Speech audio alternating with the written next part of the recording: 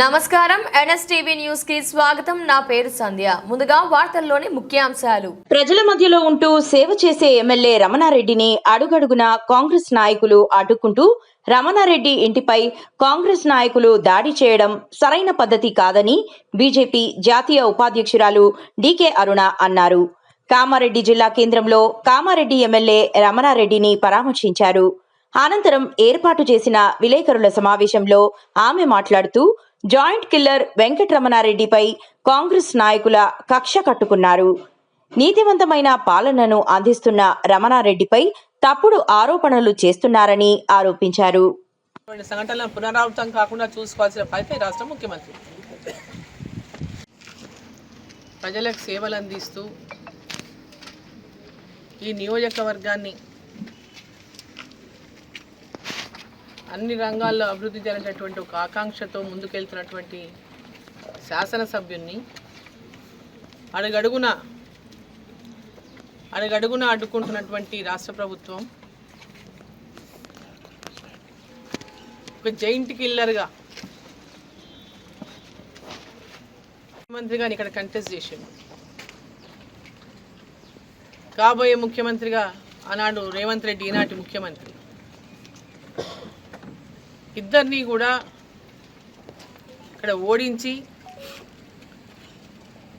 ప్రజల మధ్యలో ఉండి ప్రజల ఆశీర్వాదంతో ప్రజెంట్ ముఖ్యమంత్రిని, పాస్ట్ ముఖ్యమంత్రిని ఇద్దరిని ఓడించి గెలిచినటువంటి జైంట్ కిల్లర్గా పెద్ద ఎత్తున అందరి ఆదరాభరణాలు చూరగొంటున్నటువంటి వెంకటరమణారెడ్డి పైన కక్ష కట్టుకొని, కత్తి కట్టుకొని అధికార పార్టీ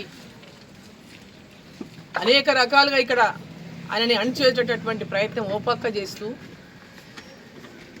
ఏ కార్యక్రమాలు చేసినా అభివృద్ధి కార్యక్రమాల్లో, అధికార కార్యక్రమాల్లో వారిని భాగస్వాములుగా చేయకుండా, ఒక ప్రోటోకాల్ను కూడా పాటించకుండా, శాసనసభ్యునిగా వారికి ఇవ్వాల్సినటువంటి సమాచారాన్ని కూడా ఇవ్వకుండా మంత్రులే వచ్చి తమంతకు తమే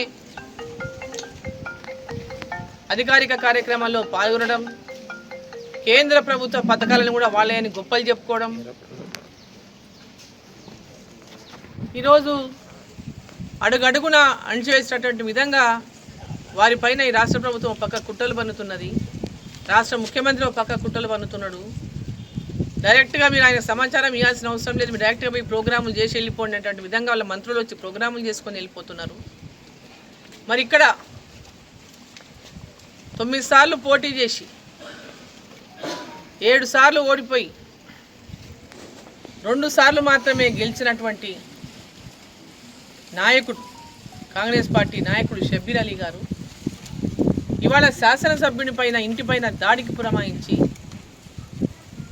వారి ఇంటి మీదకే వారి కార్యకర్తలను పంపించి వారి ఇంటిపైన దాడి చేయించి ఈరోజు లేనిపోని ఆరోపణలు చేస్తూ, అబద్ధపు ఆరోపణలు చేస్తూ, తప్పుడు ఆరోపణలు చేస్తూ, ఏదైతే ఒక మరక నేను వేయగలను అని కుతంత్రం మన్నుతున్నాడు. మరి ఏదైతే మా శాసనసభ్యుడు ఛాలెంజ్ చేసిండు, మీరు చెప్తున్నటువంటి వాస్తవాలు నిజమే కనుక ఉంటే రండి, కలెక్టరేట్కి రండి అని వాళ్ళ కలెక్టరేట్ కూడా పోయి వచ్చిండు. అధికారం వాళ్ళదే కదా, ఇవాళ అధికారం వాళ్ళదే. ఇది ఎవరైతే ఆరోపణ చేస్తున్నాడో ఆ నాయకుడు అధికార పార్టీలో ఉన్నారు, అధికారం వాళ్ళదే ఉంది ఇవాళ. మరి వాళ్ళు ఎందుకు నిరూపించడానికి ముందుకు రానికి భయపడుతున్నారు? ఆరోపణ చేసినప్పుడు దాంట్లో వాస్తవం ఉంటే కదా, అబద్ధాలు మాట్లాడి ఏదో బట్టగాల్చి మీదేస్తే అయిపోతుంది. అక్కడ ఏదైనా చేయొచ్చు, మేము అధికారం ఉంది కాబట్టి మేము ఏమైనా మాట్లాడవచ్చు, ఎన్ని అబద్ధాలైనా చెప్పవచ్చు. ఏ రకంగానైనా ఒక వ్యక్తికి, అంటే ఒక నీతివంతమైనటువంటి రాజకీయాలను ఇవాళ నడిపిస్తూ నీతివంతమైన రాజకీయాలను ఉండాల భవిష్యత్తు అనేటటువంటి ఒక ఆకాంక్షతో ఒకరు స్ఫూర్తిగా తీసుకోవాల్సింది పోయి వారి మీద ఆరోపణలు చేసి భూమి వాళ్ళు ఏదో అమ్ముకున్నారని, అంటే రకరకాలుగా ఏదైతే తప్పుడు ఆరోపణలు చేసినప్పుడు వాళ్ళు నిరూపించాల్సినటువంటి అవసరం ఉంది. ఆరోపణలు చేయడం అనేది పెద్ద ఎవరైనా చేయొచ్చు, ఆరోపణలు చేయడానికి పెద్ద గొప్ప విషయం కాదు. ఆరోపణ చేయడం గొప్ప విషయం కాదు, రుజువు చేయాలి కదా మీరు. దారిన పోయే దానాయిల మీద ఎవరైనా ఏదైనా కామెంట్ చేస్తే ఊరుకుంటారంటే ఊరుకునేటువంటి వ్యక్తి కాదు ఇక్కడ. మీరు చెప్పినటువంటి మాటల్లో నిజం ఉంటే ఖచ్చితంగా ప్రూవ్ చేసి చూపియండి, లేదా క్షమాపణలు చెప్పండి. ముక్కు నేలకు రాసి క్షమాపణలు చెప్పండి, తప్పైంది, మీ మీద తప్పుడు ఆరోపణలు చేసినామని. అంతవరకు ఊరుకుండే ప్రసక్తి లేదు. ఖచ్చితంగా మీరు చెప్పిన మాట నిజమైతే మీరు ప్రూవ్ చేయాలి. ప్రభుత్వం మీదే, ఇక్కడ కలెక్టరేట్ మొత్తం మీదే, పోలీస్ వ్యవస్థ మొత్తం మీదే. కొత్త కాగితాలు కూడా సృష్టించి కూడా పెట్టండి, చూద్దాం, అది కూడా చూద్దాం. ఇప్పటిదాకా ముందుకు రాకపోగా కేవలం ఒక ఆరోపణ చేసి ఒక వ్యక్తి మీద, ఒక మచ్చలేని నాయకుని మీద ఒక మచ్చ మేము వేస్తామనేటటువంటి విధంగా వాళ్ళ అహంకార ధోరణిని ప్రదర్శిస్తే ఇలా చూసుకుంటున్నానికి ఎవరు సిద్ధంగా లేరు.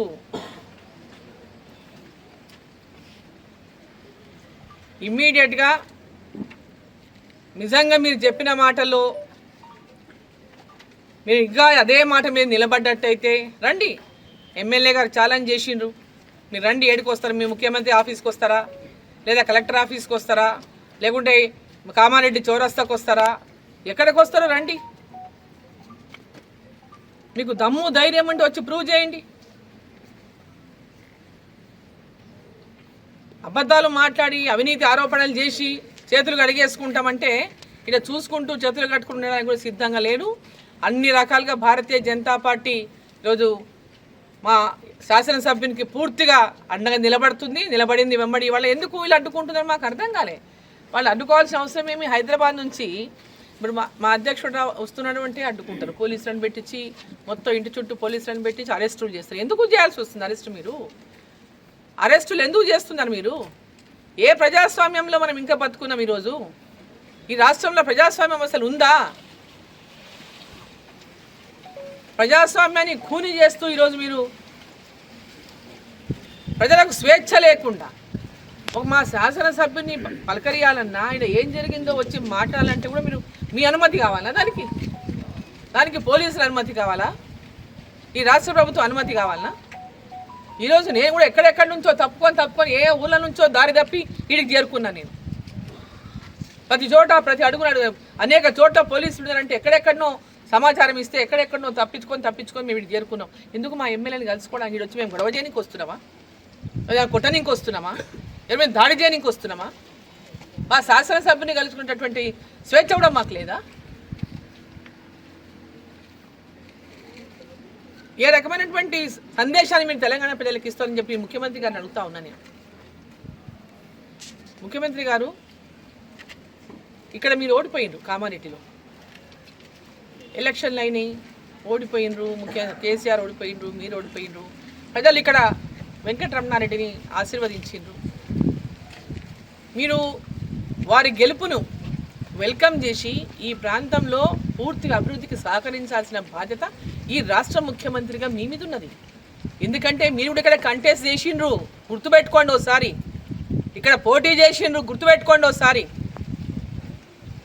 కక్ష సాధింపులు చేసి ఎమ్మెల్యేని ఎక్కడ కూడా ప్రోటోకాల్ లేకుండా చేసి దాంతో మీరు గొప్ప అనిపించుకోరు. నిజంగా ఒక శాసనసభ్యుడిగా గౌరవించి ముఖ్యమంత్రిగా మీ బ్రాడ్ థింకింగ్ని, మీ బ్రాడ్ మైండ్ని, బ్రాడ్ హార్ట్ని ఈరోజు చూపించాల్సిన బాధ్యత మీ మీద ఉన్నది. అయిపోయింది, ఎలక్షన్లు అయిపోయినాయి, గెలుపు ఓటంలో అయిపోయింది. ఓతోనో గెలిచిండ్రు, ఓతోనో ఓడిండ్రు, మీరు అయిపోయింది, ముఖ్యమంత్రి అయిపోయిండ్రు. మరి ఈ ప్రాంత ప్రజలకు వారు కూడా అనేక హామీలు ఇచ్చి ఉంటారు. మీరు కూడా ఇచ్చింటారు ముఖ్యమంత్రిగా. ఆనాడు నేను ముఖ్యమంత్రి అవుతాను, నేను ఇది చేస్తా అది చేస్తా అని చెప్పింటారు. ఇక్కడ ఓడినా గెలిచినా ఇవాళ ముఖ్యమంత్రిగా మీ రాష్ట్రానికి ఉన్నారు. మీరు ఇక్కడ ఓడిపోయినా ఓటమి ప్రజలకు ఇచ్చినటువంటి హామీ నిలబెట్టుకోవాల్సిన బాధ్యత కూడా రాష్ట్ర ముఖ్యమంత్రిగా మీ పైన ఉంది. శాసనసభ్యుడు ఈ ప్రజల యొక్క అభివృద్ధి కోసం, ఈ ప్రాంతం యొక్క అభివృద్ధి కోసం ఏ రకమైనటువంటి డెవలప్మెంట్ పైన వారు మిమ్మల్ని మీకు లేఖలు రాసినా, మీకు ప్రజల రిప్రజెంటేషన్లు ఇచ్చినా వాటిని అన్నింటినీ కూడా ఖచ్చితంగా వాటిని ఒక మంచి మనసుతో స్వీకరించి వాటిని అన్నింటినీ కూడా శాంక్షన్ చేసి ఈ ప్రాంతం అభివృద్ధి కోసం కృషి చేయాల్సిన బాధ్యత కూడా ఈ రాష్ట్ర ముఖ్యమంత్రి పైన ఉంటుంది. అంతేగాని మనసు చిన్నది మనిషి చిన్నది కావద్దండి. ఎవరి ఇళ్ళకి వెళ్ళి ఇచ్చేది ఏం లేదు. ప్రభుత్వం ప్రభుత్వాలు ఎవరైనా ఉండొచ్చు. మొన్నటిదాకా 10 సంవత్సరాలు ఉన్నవాళ్ళు మేము తప్ప ఇంకా 30 ఏళ్ళు మేమే ఉంటాం అనుకున్న వాళ్ళు ఇవాళ లేరు. ఈరోజు మేము 30 ఏళ్ళు ఉండమని చెప్తున్నారు. ఇవన్నీ మనం ప్రజల యొక్క తీర్పుతోనే మన కుర్చీలు ఎంతకాలం ఉంటుంది, ప్రజల తీర్పుతోనే ఉంటాయి ఆ కుర్చీలు. ఆ విర్రవీయడం అనేది మంచిది కాదు. ఉన్నప్పుడు ఏమి చేశామన్నదే ముఖ్యం. మనం ఉన్నప్పుడు ప్రజలకు ఏం చేశామన్నదే ముఖ్యం. ఆ విషయాన్ని గుర్తుంచుకొని ప్రజలకు ఆ యొక్క మేలు చేస్తే, మీరు ఇక్కడ ఇచ్చినటువంటి ఆ యొక్క ఎన్నికల హామీలు మీరు ఏమేమి ఇచ్చిండ్రో, ఎన్నికలు కూడా మీరు హామీలు మస్తు ఇచ్చుంటారు, నన్ను గెలిస్తే ఇది చేస్తా అది చేస్తా అని. ఆ హామీలను నెరవేర్చండి. ఇక్కడ ఈ ప్రాంత ప్రజలు స్థానికుడిగా అందుబాటులో ఉంటాడు, మాకు ఎల్లప్పుడూ అందుబాటులో ఉండి మా సమస్యల కోసం మా ఎంబడి ఉన్నాడని చెప్పి ఆశీర్వదించి గెలిపించిండ్రు అటువంటి మీ ఇద్దరిని ఓడగొట్టి గెలిపించిందంటే చాలా గౌరవించాల్సిన బాధ్యత మీ పైన కూడా ఉంది. ప్రజల తీర్పును గౌరవించాల్సిన బాధ్యత కూడా మీ పైన ఉంది. అంతే తప్ప ప్రజాస్వామ్య విలువలంతా కూడా ఈరోజు కాలరాసి మేము అడ్డగోలుగా మాట్లాడతాం, మేము అడ్డగోలుగా డామినేట్ చేస్తాం, అడ్డగోలుగా బద్నాం చేస్తాం, అడ్డగోలుగా ఆరోపణలు చేస్తాం అంటే ఎదురు వాళ్ళు కూడా పిల్లిని రూమ్లో వేసి కొట్టినంతసేపు ఊరుకుంటుంది. ఎదురు తిరిగితే ఎవరు కూడా దాన్ని అడ్డుకట్ట వేయలేరు, గుర్తుపెట్టుకోండి. ఎదురు తిరిగి మీ మీద దాడికి వచ్చేంత పని చేయకముందే సరిదిద్దుకుంటే మంచిది. ఎవరెన్ని రకాల అవినీతి చేసిండ్రో ప్రజలకు అందరికీ తెలుసు, చెప్పాల్సిన అవసరం లేదు. అవినీతి పరులు ఎవరో నీతి పరులు ఎవరో ప్రజలు ఆశీర్వదించిండ్రు. నీతిపరుడు అనే కాబట్టి ఆశీర్వదించిండ్రు. ఇమ్మీడియట్గా మీరు ముఖ్యమంత్రిగా మీ యొక్క నాయకుడు చేసేటువంటి ఆరోపణలని వెంబడే విత్డ్రా చేసుకోమనండి, లేదా నిరూపించమనండి. నిరూపించలేకపోతే విత్డ్రా చేసుకోమని, తప్పైందని చెప్పి క్షమాపణ కోరమనండి. అది మీ యొక్క గొప్పతనానికి ఒక ముఖ్యమంత్రిగా, ఒక పెద్ద మనిషిగా, ఈ రాష్ట్రానికి ముఖ్యమంత్రిగా, రాష్ట్రానికి పెద్ద మనిషిగా మీ బాధ్యత మీరు నిర్వర్తిస్తారని చెప్పి నేను భావిస్తున్నా. ఈ ప్రాంతంలో ఉన్నటువంటి ప్రజలకు అందరికీ కూడా అభివృద్ధి పట్ల, శాసనసభ్యుని పట్ల ఒక గౌరవాన్ని ఇచ్చి ప్రోటోకాల్తో సహా ఈ ప్రాంత అభివృద్ధి కూడా మీరు తోడ్పడతారని చెప్పి నేను భావిస్తున్నా. వెల్కమ్. అభివృద్ధి పైన కొట్లాడదామనేటోళ్ళు ఆరోపణలు చేయరు కదా. తప్పుడు ఆరోపణ చేయడం అనేది రాజకీయాల్లో ఎవరికైనా సమంజసం కాదు. రాజకీయాల్లో ఎన్నైనా ఉండొచ్చు, కానీ అబద్ధపు ఆరోపణలు చేసి ఒక వ్యక్తిని మసగబారేటటువంటి, వ్యక్తిత్వాన్ని మసగబారేటటువంటి విధంగా చేయడం అది అప్రజాస్వామికం. చేతగాని వాళ్ళే ఆ పని చేస్తారు, చేతలేని వాళ్ళు ఎవరు ఆ పని చేయలేరు. చేతగానప్పుడే ఆ విధమైనటువంటి ఆరోపణలు చేసి ఎదుటి మనిషి మీద బ్లేమ్ చేసి ఏదో వాళ్ళకు ఉన్నటువంటి గౌరవాన్ని, వాళ్ళకు ఉన్నటువంటి పబ్లిక్లో ఉన్నటువంటి వాళ్ళ యొక్క గౌరవాన్ని తగ్గించే ప్రయత్నం చేస్తారు.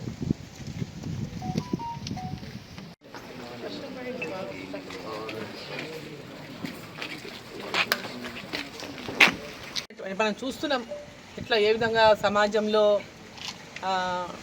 ఇటువంటి సంఘటనలు అనేటివి ఎవరు కూడా సహించరానటువంటి సంఘటనలు, ఎవరమైనా సహించరానటువంటి సంఘటన. ఇటువంటి సంఘటనలు జరిగితే మటుకు దానికి భవిష్యత్తులో దానికి ఎవరైతే దీని వెనుక ఉన్నారో అటువంటి వాళ్ళు బాధ్యత వహించాల్సి వస్తుంది.